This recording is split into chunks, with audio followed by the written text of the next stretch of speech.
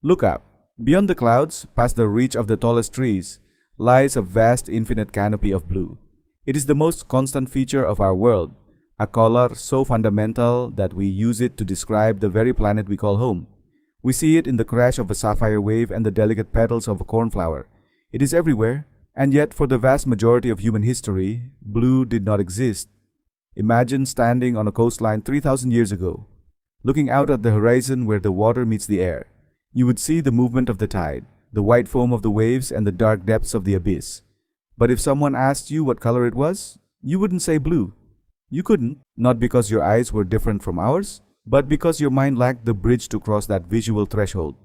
This isn't a theory about a change in the atmosphere or a shift in the physics of light. It is a story about the strange, symbiotic relationship between the words we speak and the world we see. It suggests that until we name something, we are effectively blind to its presence, even if it is staring us right in the face. The first person to pull on this thread wasn't a scientist or a linguist. He was a British Prime Minister named William Gladstone. Long before he led the United Kingdom, Gladstone was obsessed with the works of Homer, specifically the Iliad and the Odyssey. He spent years meticulously cataloging every description of color in these epic poems, and what he found was deeply unsettling. Homer's world was vibrant and chaotic, filled with gods and heroes, but it was strangely lacking in color. Gladstone noticed that while the poet described black nearly 200 times and white about 100, other colors were rare. Red appeared 15 times and yellow and green fewer than 10. But when Gladstone looked for blue, he found a total of 0 mentions. The ocean, which we consider the very definition of blue, was described by Homer as wine dark. The sky was likened to bronze or iron. This wasn't just a quirk of one poet. Gladstone realized that across all ancient Greek literature, the word for blue was missing. There was no mention of the blue of a child's eyes or the blue of a summer morning. To the ancients, the sky was a different shade of nothing.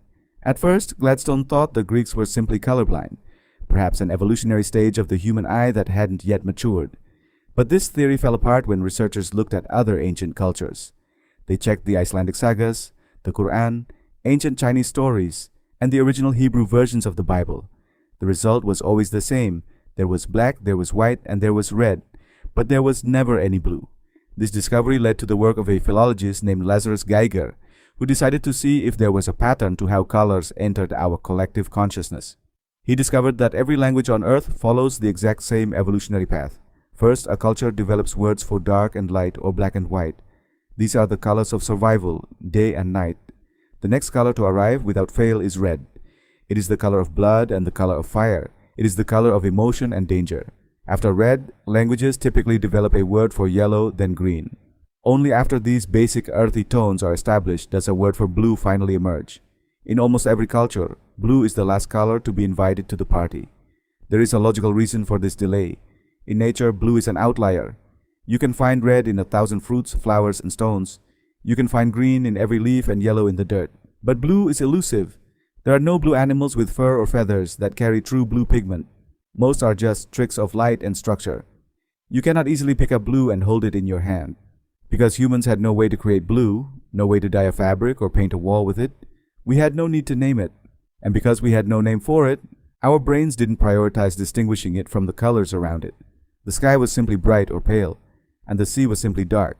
They weren't blue because blue wasn't a category of existence yet. This leads us to a profound and slightly frightening question. If we don't have a word for something, can we actually see it? To find the answer, researchers in the modern era traveled to Namibia to meet the Himba tribe. The Himba are a people whose language has many words for different shades of green, but no specific word for blue. The researchers showed the Himba a circle of 11 green squares and one very distinct blue square. To you or me, the blue square leaps off the screen. It is jarringly different. But when the Himba were asked to identify which square was different, they struggled.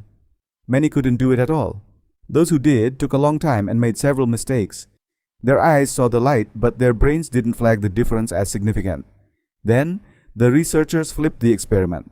They showed the Himba a circle of green squares where one square was a slightly different shade of green, a difference so subtle that a Westerner would find it almost impossible to detect.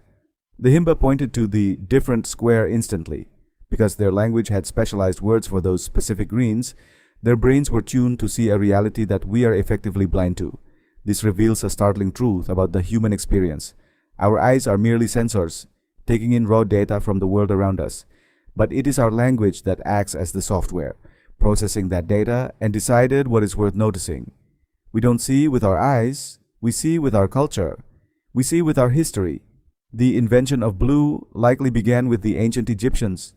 They were the first civilization to develop a way to manufacture a blue pigment, the famous Egyptian blue. They prized it because it was so rare, associating it with the heavens and the Nile. Once they could produce it, they named it. And once they named it, the rest of the world slowly began to open its eyes. But if blue was missing for thousands of years, we have to wonder what is missing right now. We walk through the world today assuming we are seeing the full spectrum of reality. We think we have mapped every corner of the visible universe. But the story of blue suggests that there are layers of existence right in front of us that we simply haven't named yet. There may be scents in the air that we perceive only as a generic smell because we lack the vocabulary to distinguish their complexity. There may be emotions vibrating in our chests that we dismiss as stress or excitement because we haven't found the right word to isolate them. We are limited by the boundaries of our language. The world is not just made of atoms and light, it is made of the stories we tell about those things. When we give a name to a color, we aren't just labeling a frequency of light.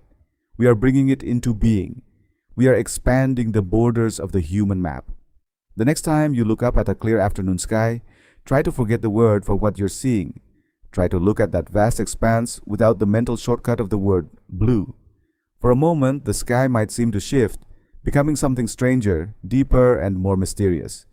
We live in a masterpiece that is still being painted, one word at a time. The color blue was a gift from our ancestors, a piece of reality they carved out of the void so that we could enjoy it. It reminds us that the world is only as big as our ability to describe it, and that there are still colors waiting to be found, hidden in plain sight, just waiting for us to give them a name.